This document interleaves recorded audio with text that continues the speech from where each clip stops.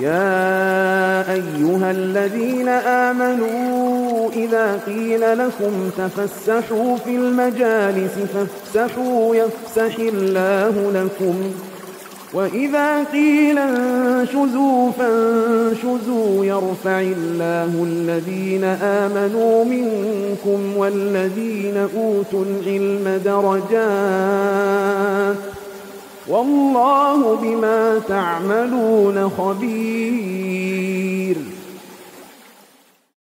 Assalamualaikum warahmatullahi wabarakatuh. Innal hamdalillah nahmaduhu wa nasta'inuhu wa nastaghfiruhu wa nastahdihi wa natubu ilayhi wa na'udzu billahi min shururi anfusina wa min sayyiati a'malina. Man yahdihillahu fala mudilla lahu wa man yudlil fala hadiya lahu. Asyhadu an la ilaha illallah wahdahu la syarika lahu wa asyhadu anna sayyidana wa nabiyyana Muhammadan abduhu wa rasuluhu la nabiyya ba'dah. Nusalli wa nusallim ala habibina al-mustafa wa ala rasulil mujtaba Muhammadin sallallahu alaihi wasallam wa ala alihi wa sallam bi sunnati ilamiddin. Para jamaah yang dimuliakan Allah Subhanahu wa taala, di momen saat hujan turun ini adalah momen yang mustajab. Maka perlu kita banyak berdoa kepada Allah Subhanahu wa taala. Semoga Allah memberikan kebaikan kita, kebaikan dunia dan ukhrawi, kebaikan akhirat. Dan tentu saja kita perlu untuk maksimal dalam fokus, maksimal dalam khusyuk, maksimal dalam tadarru', yakni berharap selalu kepada Allah Subhanahu wa taala ketika berdoa, totalitas dalam menundukkan diri kita. Maka semoga kita bisa mendapatkan al-qabul dan istijabah para jamaah sekalian. Dan tentu saja kita doakan semoga Allah Subhanahu wa taala menolong saudara kita yang dalam keadaan kesusahan dimanapun mereka berada. Semoga Allah menolong saudara kita yang dalam keadaan dzalimi dimanapun mereka berada. Semoga Allah Subhanahu wa taala memperbaiki pemimpin kaum muslimin dimanapun mereka berada dan memberikan teman-teman yang baik untuk memimpin kaum muslimin sehingga kebijakan-kebijakan yang dikeluarkan bisa lebih berpihak kepada kaum muslimin dan orang-orang kecil. Semoga Allah Subhanahu wa taala memberikan keberkahan kepada para jamaah dalam hartanya, dalam usianya, dalam waktunya, sehingga bisa mendapatkan kenikmatan dunia sebelum kenikmatan akhirat. Semoga Allah Subhanahu wa taala melunasi hutang-hutang dari kita semua bila kita punya hutang. Semoga Allah Subhanahu wa taala berkenan untuk memberikan kita kebahagiaan di dunia dalam kubur dan akhirat kelak. Para jamaah sekalian azza wa yakum, di waktu yang singkat ini kita akan bicara tentang 3 kartu ya. Ada kartu debit, ada kartu prabayar dan ada kartu kredit. Dan tentu saja yang kita bahas pada kesempatan kali ini adalah kitab dari AAOIV ya, fatwa dari AAOIV yang mungkin ada timbul pertanyaan, kenapa kok pakai kitab itu Muhsin? Jadi ini sebenarnya lanjutan karena kita sudah bahas sudah cukup lama ya, bertahun-tahun masalah fikih dari kitab klasik, dan ini adalah lanjutannya. Jadi lanjutannya dalam bentuk kasus-kasus kontemporer tentunya. Tapi nanti kalau para jamaah sekalian azza wa jalla ada pertanyaan-pertanyaan lain selain dari pembahasan kita, itu silahkan sampaikan ya. Mungkin masalah-masalah sifatnya muamalah maliyah, muamalah harta, jangan sampaikan. Apabila kami tahu maka kami akan jawab, apabila kami tidak tahu maka kami minta izin untuk mencari tahu dulu ya, hal-hal yang sifatnya nanti menyokong jawaban untuk pertanyaan yang dimaksud. Para jamaah sekalian azallahu yakum, kita sudah familiar sekali dengan kartu debit dan kartu kredit ya. Jadi secara umum kartu debit ini kalau disebutkan di sini, lembaga keuangan menerbitkan kartu kepada nasabah yang memiliki dana yang tersedia di rekening mereka. Ini kartu debit ya. Kemudian aturan berikutnya, kartu ini memberikan hak kepada pemegangnya untuk menarik uang tunai dari rekening mereka atau membayar barang dan jasa yang dibeli dengan batasan sesuai saldo yang tersedia di rekening atau saldo kredit. Pengurangan saldo akan terjadi secara langsung dan kartu ini tidak memberikan kredit tambahan. Jadi ini terjemahan dari fatwa AAOIV ya. Mereka mengidentifikasi dulu apa itu kartu debit. Kemudian nasabah biasanya tidak dikenakan biaya untuk menggunakan kartu ini kecuali ketika digunakan untuk menarik uang tunai atau membeli mata uang asing melalui lembaga lain selain lembaga yang menerbitkan kartu. Kemudian lembaga penerbit kartu dapat mengenakan biaya untuk penerbitan kartu atau bisa juga tidak mengenakan biaya untuk penerbitannya. Nah, berikutnya, beberapa lembaga mengenakan biaya komisi kepada pihak yang menerima pembayaran menggunakan kartu dan ini dihitung dari persentase dari pembayar tersebut. Ini kartu debit ini para jamaah sekalian sama seperti mungkin ya kartu ATM yang para jamaah pegang, di mana di sana kita mendapat berhak untuk menarik uang, berhak untuk membeli barang menggunakan kartu tersebut, dan kita tidak bisa menggunakan lebih dari apa yang saldo yang kita miliki, gitu. Ya. Di sini keuntungan dari pihak lembaga keuangan apa? Keuntungan dari lembaga keuangan adalah biasanya diantara dari komisi yang diberikan oleh merchant, gitu ya. Merchant itu toko-toko yang menerima pembayaran kartu debit tersebut. Nah, di sini ada beberapa masalah ya. Apakah dibolehkan ataukah tidak sebenarnya merchant untuk memberikan komisi kepada pihak bank? Secara umum komisi ini boleh diterima oleh pihak bank, gitu ya. Dengan catatan tidak ada kenaikan, ya, tidak ada kenaikan yang dibebankan kepada nasabah. Maksudnya gini, seandainya pihak bank, pihak merchant atau toko itu menjual HP misalnya ya 1 juta harganya. Kalau bayar cash 1 juta, tapi kalau bayar pakai kartu debit 1 juta 100, karena pihak toko tidak mau rugi dengan komisi yang diminta oleh pihak bank. Ya. Nah, ini sebenarnya kembali kepada hukum makelar ya, para jamaah sekalian. Makelar itu dapat untung dari mana sebenarnya gitu ya. Ya, makelar itu dapat untung dari mana? Maksudnya bagaimana pihak bank ini secara tidak langsung itu menjadi pihak yang mempermudah proses jual beli, gitu ya. Nah, ini masuk dalam hukum itu menurut sebagian ya. Nah, para jamaah sekalian azallahu yakum, nah ini juga ada kasus bagaimana kalau pakai kartu debit tertentu dia dapat diskon, tapi kalau tidak pakai kartu debit tidak dapat diskon. Nah, ini sebagian menganggapnya bermasalah karena dari sisi para jamaah sekalian azallahu yakum, kita nabung itu kan memberikan hutang kepada pihak bank, kita sebagai kreditur. Nah, ketika kita pakai kartu debitnya, itu kita mendapatkan potongan. Berarti gara-gara kita memberikan utang kepada bank, kita dapat keuntungan diskon. Nah, ini jangan bermasalah gitu para jamaah sekalian. Ya. Jadi terus bagaimana Muhsin? Ya sudah, kita bayar ya sewajarnya saja, dalam artian nggak perlu diskon gitu. Ya. Kecuali kalau semua bank itu dapat diskon misalnya, semua bank ya, meskipun juga atau semua orang dapat diskon, gitu ya. Nah, ini nggak ada masalah gitu ya, mau pakai debit ataupun cash gitu. Ya. Nah, ada kartu yang mungkin kurang familiar, yaitu charge card ya, atau ada yang menyebutnya kartu prabayar. Ya, ini seperti American Express gitu ya, para jamaah sekalian. Kartu ini menurut AOIV identifikasinya adalah kartu ini memberikan fasilitas kredit hingga batas tertentu dalam periode waktu yang ditentukan serta menyediakan cara untuk melunasi pembayaran tersebut. Kartu ini digunakan untuk membayar barang dan jasa serta untuk memperoleh uang tunai. Kartu ini tidak memberikan fasilitas kredit berulang kepada pemegang kartu, karena pemegang kartu wajib membayar barang atau jasa yang dibeli pada saat akhir periode kredit yang ditentukan setelah menerima laporan dari lembaga penerbit kartu tersebut. Maksudnya begini, ini bedanya apa dengan kartu kredit Visa dan Mastercard misalnya, atau yang lain yang terbitkan oleh lembaga lain. Kartu ini para jamaah sekalian, kalau kita bayar di periode yang memang kita diharuskan bayar, itu tidak ada kena cas, ya, tidak ada kena tambahan. Tapi begitu kita melewati masa itu, masa batasan pembayaran, maka kita kena biaya tambahan. Bedanya dengan kartu kredit apa?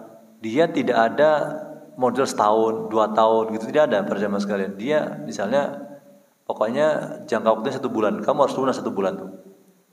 Tidak boleh lama-lama. Beda dengan kartu kredit ya, kartu kredit mungkin ada masanya 6 bulan atau setahun tergantung gitu yang dipilih gitu ya. Tapi kalau misalnya di charge ini adalah yang sifatnya langsung harus cash, ya dibayar lunas. Ya setelah masa penerbitan tagihan itu tiba, gitu ya. Nah, di sini keuntungannya dari mana dong Muhsin kalau gitu? Keuntungan sama ya, keuntungan dari pihak penerbit kartu adalah dari toko-toko yang menerima kartu tersebut. Nanti toko itu akan memberikan bonus bisa sampai 1%, 3%, atau 5% dari harga barangnya. Ya. Jadi sedikit banget. Jadi kita ingat para jamaah sekalian azallahu yakum, sebenarnya nggak sedikit ya. Kalau hitungannya kuantitas pemakainya banyak. Ya. Makanya ada kasus kita sekarang ada dipermasalahkan oleh Amerika adalah masalah GPN, Gerbang Pembayaran Nasional. Gerbang Pembayaran Nasional itu menggantikan sistem Visa dan Mastercard. Ya. Sebenarnya para jamaah sekalian, itu per bulan bisa puluhan miliar kalau tidak ada GPN. Itu yang bisa diambil oleh Visa dan Mastercard. Ya, dari transaksi yang ada. Tapi gara-gara GPN, Gerbang Pembayaran Nasional, kita lihat di kartu kita itu kalau GPN ya, kita nggak bisa pakai di luar negeri. Tapi kalau Visa dan Mastercard kita bisa pakai di luar negeri. Kartu debit ya, maksud kami, kartu debit. Nah di GPN ini otomatis tidak pakai Visa dan Mastercard, gitu ya. Jadi mereka tidak dapat jasa. Kecil persentasenya dari setiap transaksi, tapi begitu jumlah makainya banyak, itu bisa puluhan miliar mereka kantongi bahkan setiap bulan, gitu ya. Dari jasa itu saja. Jadi kita melihat itu para jamaah sekalian, kalau kita melihat 3%, 5%, itu kecil, betul kecil, ya. Untuk setiap merchant itu ngasih 3% atau 5%. Tapi kalau jumlah pemakainya banyak, itu bisa, kalau 10 orang bisa berapa persen itu? Ya, 30% itu ya. 50%. Maka sekali lagi mereka adalah orang-orang yang memang sudah mengerti karakter dan sudah pandai dalam hitung-hitungan. Kembali ke masalah kita para jamaah sekalian. Ini kartu charge card ini sifatnya sekali lagi bedanya dengan kartu kredit adalah tidak panjang masanya. Ya, begitu terbit tagihan maka harus lunasi. Tidak bisa diperpanjang seperti kartu kredit yang lain. Kemudian para jamaah sekalian, kartu kredit ini sudah paham ya, kartu kredit insyaallah. Kartu kredit ini adalah sebenarnya nasabah tidak perlu punya saldo gitu ya. Ya, yang penting dia punya kartu kredit maka dia akan diberi hutang sesuai dengan plafon yang memang sudah tersedia, batasan tersedia, limitnya berapa gitu ya. Ya. Dan ini tentu nanti hukumnya bagaimana sebenarnya?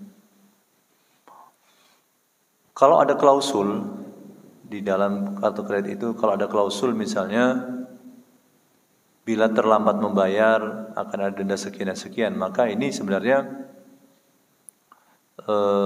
masuk ke dalam riba meskipun seseorang komitmen untuk bayar tepat waktu gitu ya para jamaah sekalian.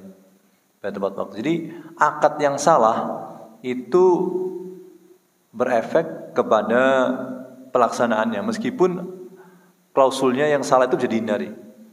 Klausul yang salah gimana maksudnya? Kan misalnya pembayaran pokoknya setiap bulan itu tanggal 10 misalnya. Maka dia komitmen untuk setiap sebelum tanggal 10 dia bayar misalnya. Enggak kena tambahan. Tapi ketika seseorang menyetujui akad, kalau misalnya terjadi keterlambatan, saya setuju ada fee tambahan sekian persen setiap bulan misalnya. Nah ini sudah bermasalah meskipun itu bisa dihindari bagi sebagian orang gitu ya. Ya. Tapi sekali lagi ini hukum umumnya gitu ya para jamaah sekalian. Ya. Jadi kami sarankan untuk kalau ada alternatif yang lain bisa menggunakan kartu-kartu yang halal gitu ya. Di Saudi beberapa bank sudah mencoba untuk memberikan solusi gitu ya untuk kartu kredit yang halal. Di antara bentuk masalahnya dalam kartu kredit adalah namanya itu al-ujratu al-kafalah. Al-ujratu al-kafalah. Jadi ada fee untuk penjaminan gitu ya. Jadi maksudnya gimana? Bank menjamin kepada toko bahwasanya dia akan bayar. Kemudian bank itu mendapatkan fee gara-gara dia ikut jamin. Jadi belum keluar modal katakan dia, pokoknya saya jamin ya. Kalau si nasabah ini gagal bayar, saya bayar ke kamu wahai toko gitu. Kalau dalam dunia nyata gini, dalam dunia yang selain transaksi perbankan, misalnya maaf ya perjamaah sekalian, kami punya utang, Muhsin punya utang kepada si A misalnya ya. Kemudian saya ngomong kepada A, wahai A, kamu jangan khawatir, saya pasti bayar insyaallah ya. Kalau kamu khawatir ya udah, itu saya punya teman namanya Fulan gitu ya. Nanti Fulan yang akan menjadi penjamin saya. Ya, Fulan menjadi penjamin saya. Nah, Fulan ini kalau saya bayar ke beliau gara-gara persetujuan dia untuk menjadi penjamin saya, maka ini masuk ke dalam riba sebagaimana dikatakan oleh Ibnu Qudamah ya, dan beberapa ulama lainnya termasuk juga Ibnu Jarir At-Tabari rahimahumullah. Alasannya kenapa?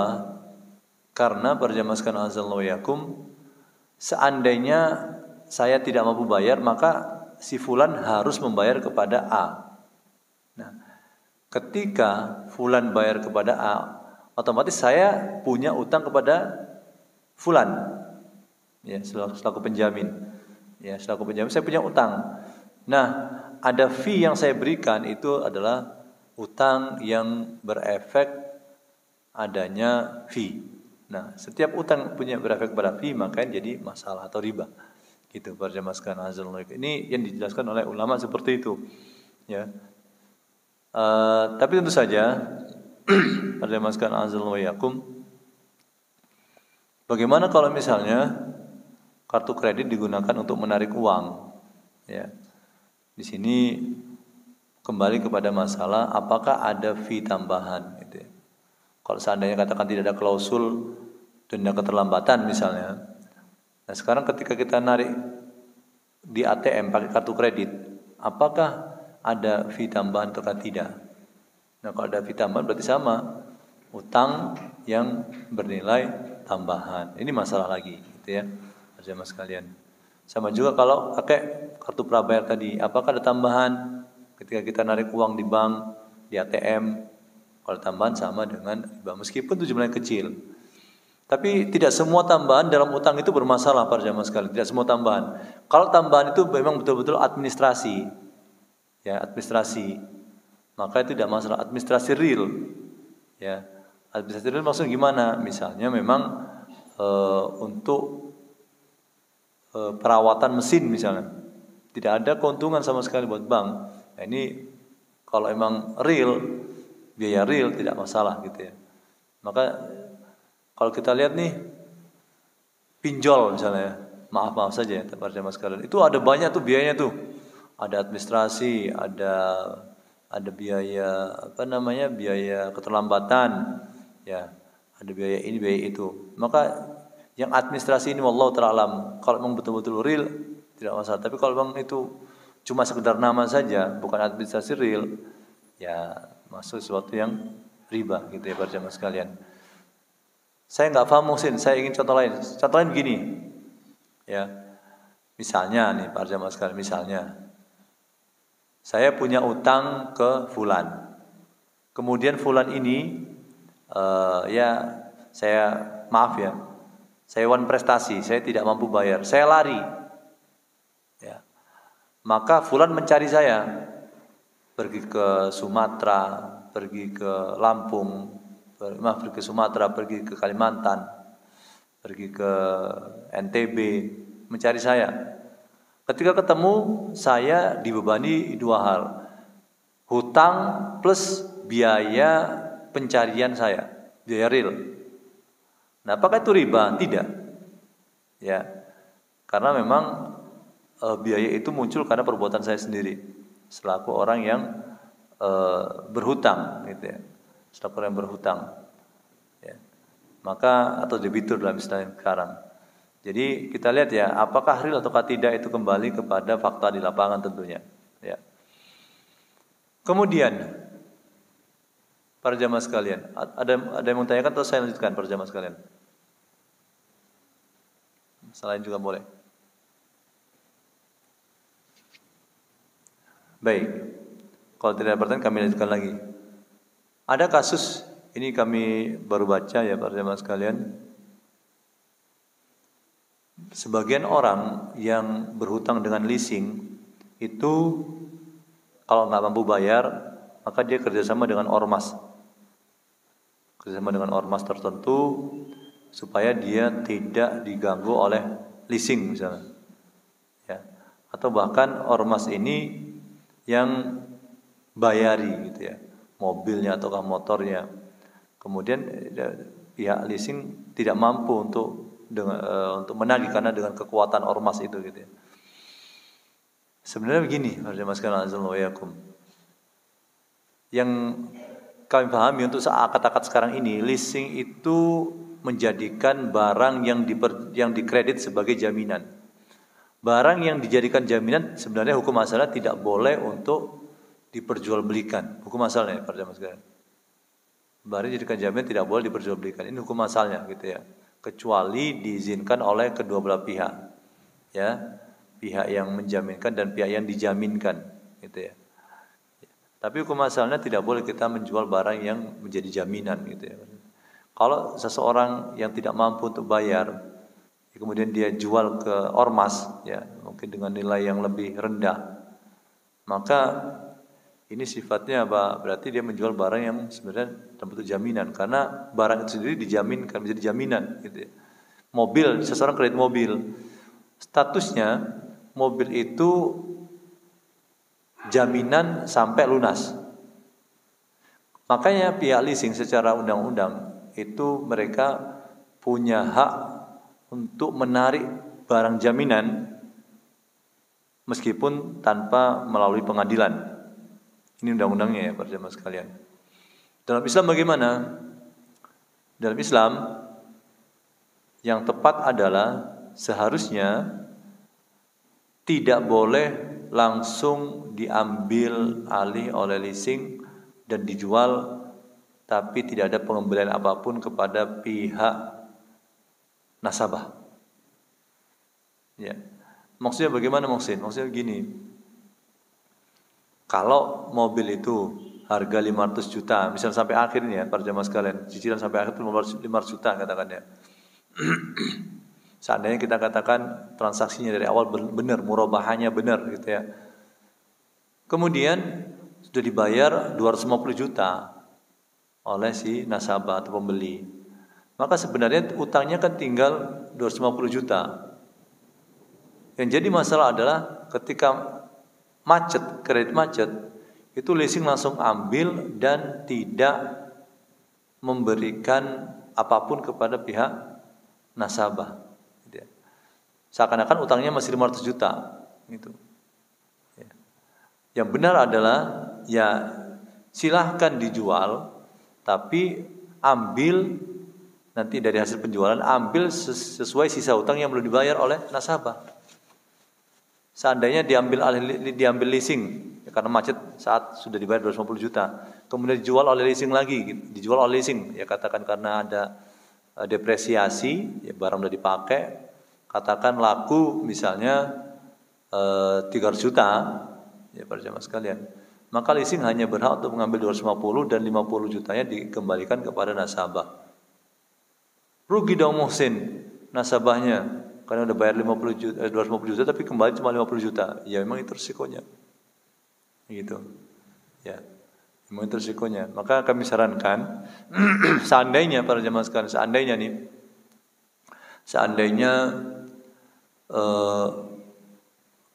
proses hutang piutang atau kredit halal pun itu dari sisi ekonomi agak masalah gitu ya. Dari sisi ekonomi, kita nggak bicara agama dulu ya. Dari sisi ekonomi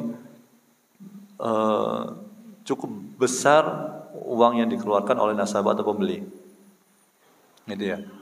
Barang yang harganya sebenarnya kalau nggak kredit 250 juta, tapi gara-gara kredit 500 juta misalnya. Cuma keuntungannya apa? Waktu yang lebih panjang, begitu saja sih.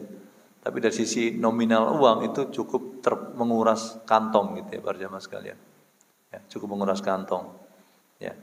Ya, kalau bisa sih sabar sebentar gitu ya, ngumpulin duit, nabung, dapat 250, beli mobil dan tidak punya utang gitu. Gitu ya, para jamaah sekalian. Ya. Dan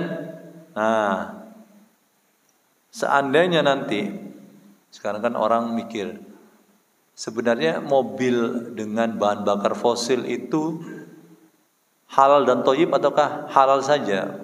Wallahu taala alam, para jemaah sekalian. Kita lihat sekarang climate change ini di antara sebabnya adalah gas rumah kaca, dan itu di antaranya disebabkan oleh pembakaran bahan bakar fosil ya. Para jemaah sekalian. Kalau nanti misalnya ada hidrogen ya, maka halal dan baik hidrogen ya, bahan bakar hidrogen. Sebagian ada prototipenya sudah dikeluarkan oleh perusahaan Jepang. Jadi bahan bakarnya bukan bahan bakar fosil tapi hidrogen ya. Nah ini nanti keluarnya dari knalpot itu bukan asap tapi air. Ya. Nah ini kalau ramah lingkungan dan itu sudah mungkin sifatnya masuk kantong sesuai dengan kantong masyarakat, maka masyarakat jangan beli lagi kendaraan berbahan bakar fosil. Ya, mungkin orang mengkritisi bahan bakar listrik dengan baterai karena baterai nanti susah daur ulangnya dan macam-macam, beracun dan lain-lain ya, litium itu. Tapi sekali lagi ini perdebatan ya para jemaah sekalian.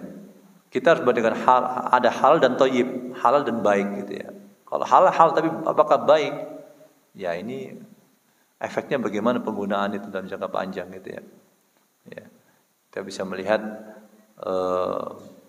tempat kita Bogor yang dulunya dingin mungkin sekarang sudah tidak dingin lagi, di antara sebabnya karena perubahan cuaca dan sebagainya. Ya. Baik para jemaah sekalian, ada pertanyaan sebelum kami lanjutkan? Ya, silakan. Ya.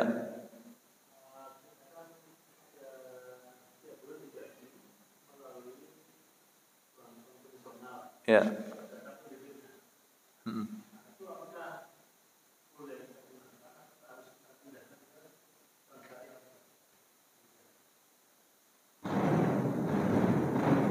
Ya, jadi apakah kita sebagai pegawai yang memang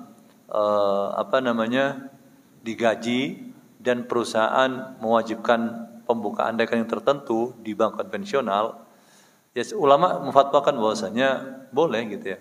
Cuma mereka sebagian mengatakan bahwasanya kalau sudah terima ya ditaruh di lembaga keuangan yang syariah gitu ya, karena tujuannya adalah apa? Jangan sampai membantu bank konvensional memutar uang kita digunakan untuk kredit yang ribawi gitu ya. Nah, ini. Cuma pertanyaan lagi gini muncul, Muhsin, ini bank yang syariah ini ternyata ribet Muhsin, ya, sering gangguan gitu ya. Istilahnya kena hack ya, berulang kali ya, sehingga saya tidak bisa ngambil ya, susah ngambilnya. Maka solusinya para jamaah sekalian ya cari bank syariah yang lain gitu ya. Ya, jadi kalau bisa selama masih ada opsi-opsi bank syariah yang lain, maka istilahnya di share atau diberikan kepada bank syariah lainnya gitu ya. Kalau bisa jangan di bank konvensional. Jadi dulu mungkin MUI membolehkan gitu, atau bahkan ulama-ulama dulu juga membolehkan ya taruh di bank konvensional karena memang belum ada bank syariah. Meskipun ada kritikan lagi, memang Muhsin bank syariah juga nggak murni syariah kok, gitu. Ya kalau kritikan itu dari satu sisi ada benarnya gitu. Kalau dikatakan kita pakai kacamata yang detail sekali gitu ya. Cuma di akad tertentu seperti wadiah itu cukup mendekati wadiah versi fikih klasik gitu ya. Wadiah fikih versi klasik gitu ya. Ya. Jadi mungkin kalau masalah akad-akad yang lain mungkin ya ada banyak perdebatan itu, tapi kita kan bicara tentang penitipan itu ya. Penitipan itu ya. Jadi ya kalau bisa dipindahkan itu ya. Tapi disisakan yang penting tidak dibekukan ya atau diblokir ya. Ya, memang ada resikonya muhsin itu nanti kan biaya 2.500 muhsin. BI Fas misalnya. Ya enggak apa-apa, insyaallah kita dapat pahala gitu ya. Karena kita berusaha untuk meringankan itu ya. Dalam artian maksudnya kita menghindari hal yang haram. Kecuali dalam keadaan tertentu, misalnya memang kita ke Eropa atau ke Amerika, mereka mensyaratkan ada uang di bank tertentu senilai ratusan juta, misalnya 200 juta, 300 juta misalnya, itu masalah lain ya. Tapi kita bicara hukum umum. Gitu. Kalau bahkan kartu kredit pun, kalau misalnya di Amerika itu sesuatu yang sifatnya bukan opsional gitu ya. Kartu kredit di Amerika itu bukan opsional, tapi memang segala sesuatu itu diurus dengan kartu kredit gitu ya. Ya, padahal ada ribawinya. Makanya sifatnya pengecualian ya, sekali lagi pengecualian, dan kita tentu sedang tidak berbicara masalah pengecualian, tapi bicara keumuman gitu ya. Baik, ada yang lain para jamaah sekalian?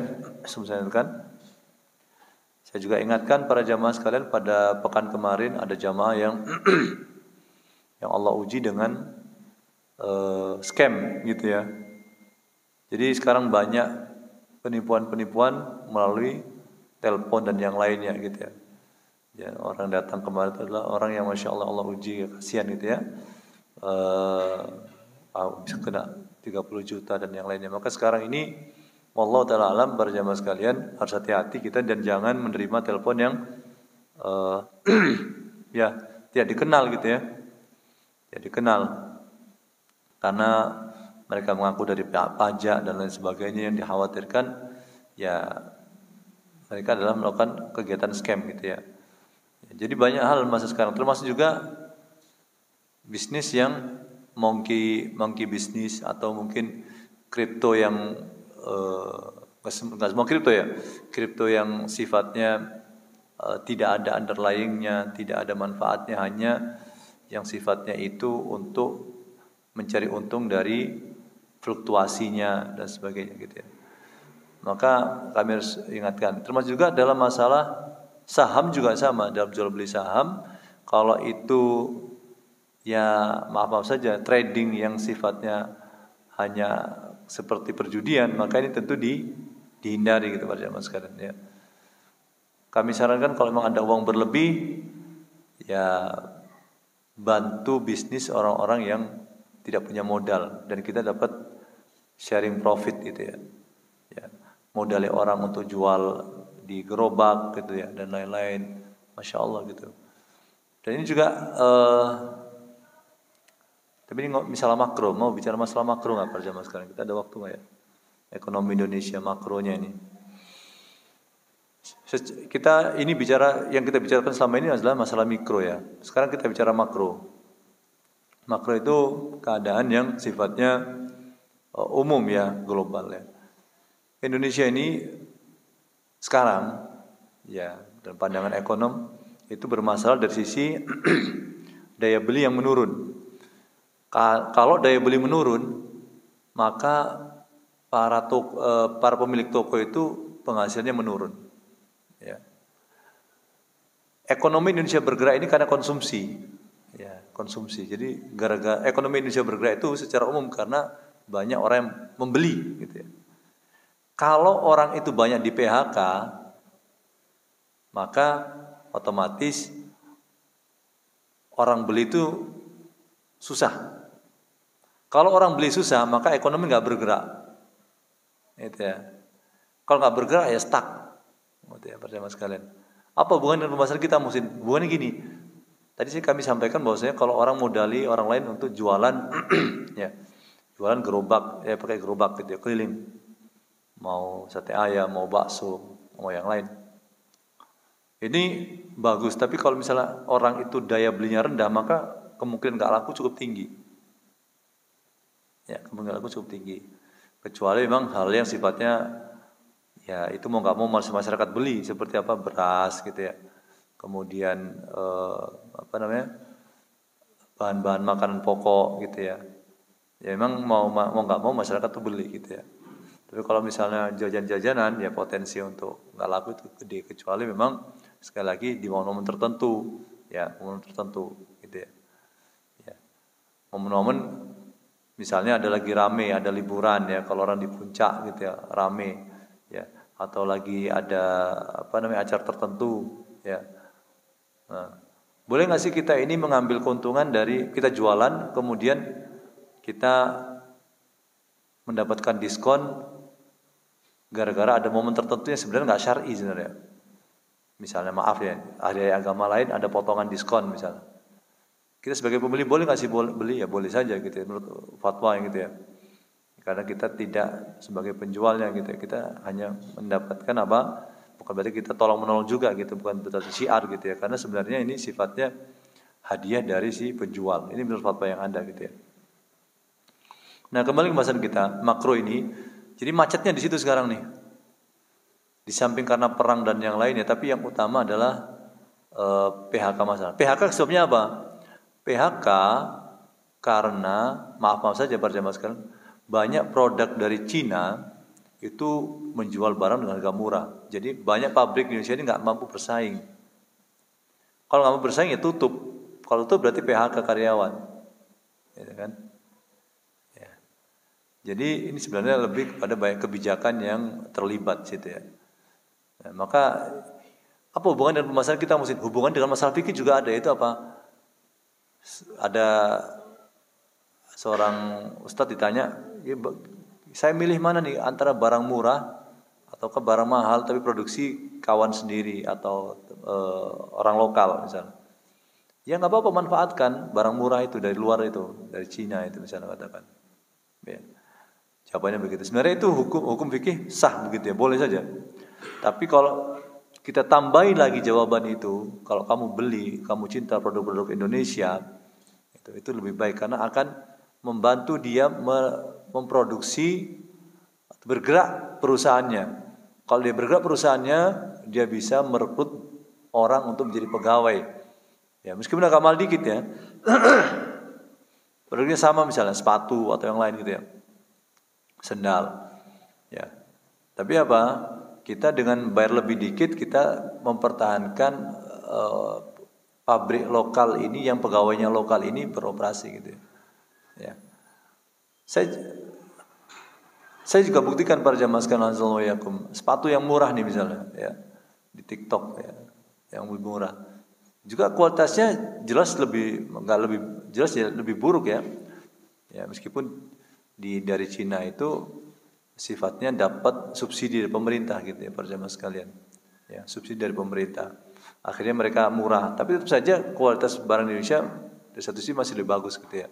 Jelas ada harga, ada kualitas gitu ya. Maka sekali lagi tidak serta-merta ada ungkapan bahwasanya pasti sama semua kualitasnya atau bahkan lebih bagus, enggak secara enggak secara umum begitu ya. Ya. Tapi saya sarankan jadi ketika kita membeli barang atau sesuatu dan kita ini dapat harga agak mahal dari produk lokal, maka insya Allah itu lebih baik gitu ya. Dan pemerintah kita juga menganjurkan dari dulu ya, cintailah produk-produk Indonesia. Kita taat walil amr, yaitu kita ya mencoba mencintai produk-produk Indonesia gitu ya. Para jamaah sekalian azallahu yakum. Pasar di Cina sendiri sudah jenuh ini secara makro. Pasar di Cina sudah jenuh karena saking banyak produk-produknya. Ya, maka para jamaah sekalian mereka lemparnya keluar gitu ya. Kalau produk mobil dan yang lainnya misalnya itu oke-oke aja karena Indonesia juga belum bisa bikin produk sendiri secara lokal gitu ya. Nanti ini pembicaraannya masalah sebenarnya masalah produk built-in yang dimasukkan dari Cina ke Indonesia atau produk mobil yang di Indonesia ada pabrikan Jepang misalnya. Nah, sebagian mengatakan beli mobil yang pabrikan Jepang yang di Indonesia, punya pabrik di Indonesia. Kenapa? Karena itu akan membuat pabrik itu terus berjalan dan merekrut karyawan baru. Jadi sekali lagi fatwa itu, para jamaah sekalian, fatwa itu harusnya melihat dari hulu ke hilir gitu ya. Tidak sekedar masalah fikih parsial, tapi holistik gitu. Itu idealnya begitu. Ya. Terutama dalam masalah ekonomi, kita nggak bicara masalah ibadah ya. Kita bicara masalah ekonomi yang sifatnya itu saling terkait gitu ya. Makanya ada teori tauhid string relation gitu ya. Bagaimana semua itu, masalah ekonomi, masalah sosial, masalah politik itu sebenarnya saling berkaitan, ya, dan semua itu ada hubungan dengan tauhid, mentauhidkan Allah Subhanahu wa taala. Maksudnya bagaimana Allah yang mengatur, memang Allah yang mengatur, sunnatullah, semua hal itu saling berkaitan, gitu ya, saling mempengaruhi. Variabel A mempengaruhi variabel B, variabel C dan seterusnya gitu ya. Secara umum, meskipun ada yang langsung ada yang tidak langsung gitu ya. Maka ketika seorang itu berfatwa, maka dia harus melihat banyak sisi gitu ya, terutama masalah yang muamalah. Masalah yang agama saja bisa berefek gitu. Misalnya masalah talak nih. Talak 3 di satu momen, apakah dihitung 3 atau dihitung 1? Ya. Ya. Di zaman Nabi SAW, talak 3 di satu momen itu dihitungnya 1 gitu ya. Di zaman Umar bin Khattab itu dihitungnya ya 3. Apa bedanya? Bedanya adalah talak 3 itu berarti sudah tidak bisa lagi rujuk gitu ya. Talak 1 masih bisa rujuk gitu. Nah, ini nggak bicara masalah ekonomi, tapi bicara masalah nanti efeknya gimana. Apakah nanti kalau ulama memfatwakan 3 sama dengan 3, talak 3 sama dengan talak 3, talak bain, maka yang terjadi adalah banyak perpisahan di kalangan masyarakat karena masyarakatnya emosian. Jadi banyak satu perpisahan tuh, banyak broken home, dan semisalnya. Jadi mufti itu perlu melihat namanya ilmu sosiologi juga gitu. Masyarakat sekitar lagi apa ini keadaannya? Keadaannya bagaimana? Itu. Ya, maka tidak sederhana yang dibayangkan dari masalah fatwa ini. Ya. Terlebih kalau misalnya masalah case by case ya tentu berbeda, kasus per kasus tentunya. Baik para jamaah sekalian, pertanyaan sebelum kami ini tinggal 2 menit lagi ya para jamaah sekalian.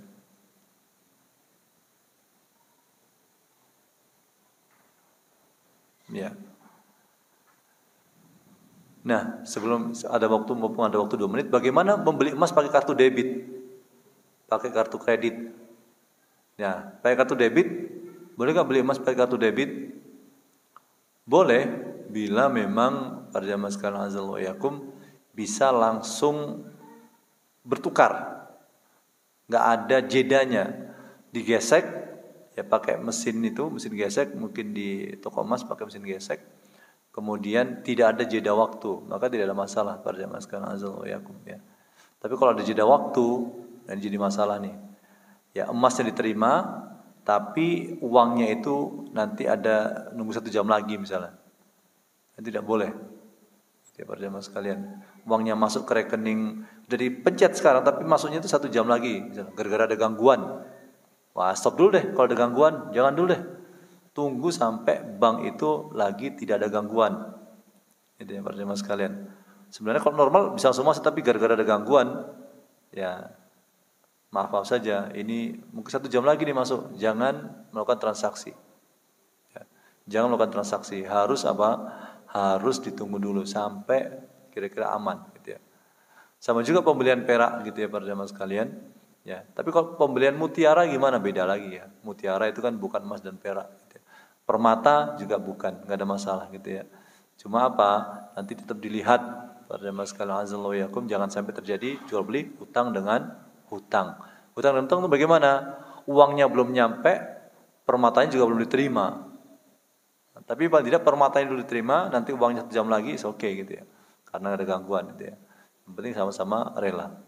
Baik, para jamaah sekalian azza wa yakum, sudah masuk waktu Isya, dan semoga saja ya apa yang kita pelajari pada kesempatan kali ini bisa berfaedah untuk kehidupan dunia kita, dan semoga ini juga bermanfaat untuk kita mendapatkan harta yang halal, sehingga kata Nabi SAW itu tidak terkenai kita itu semua daging yang tumbuh dari yang haram, maka neraka lebih berhak untuk memakannya. Maka naudzubillah min dzalik ya. Jangan sampai kita bermuamalah tapi kita tidak punya ilmunya. Kita berhak mengatakan bahwa ini bukan masalah ibadah kok, masalah muamalah saja. Tidak demikian. Karena semua daging yang tumbuh dari yang halal, fannaru aula bih, neraka lebih berhak terhadapnya. Semoga Allah Subhanahu wa taala berkenan untuk memberikan nikmat kubur kepada keluarga kita telah mendahului kita. Semoga Allah Subhanahu wa taala memberikan ampunan kepada mereka. Semoga Allah menjauhkan mereka dari adab kubur, dan semoga Allah Subhanahu wa taala masukkan mereka ke surga yang tanpa hisab, tanpa adab, dan semoga Allah Subhanahu wa taala berkenan untuk memberikan kita kebahagiaan di dunia dan kubur dan akhirat kelak. Kita tutup kafaratul majlis. Subhanakallah wa bihamdika asyhadu an la ilaha illa anta astaghfiruka wa atubu ilaik. Wa sallallahu nabiyana Muhammad wa ala alihi wasallam. Assalamualaikum warahmatullahi wabarakatuh.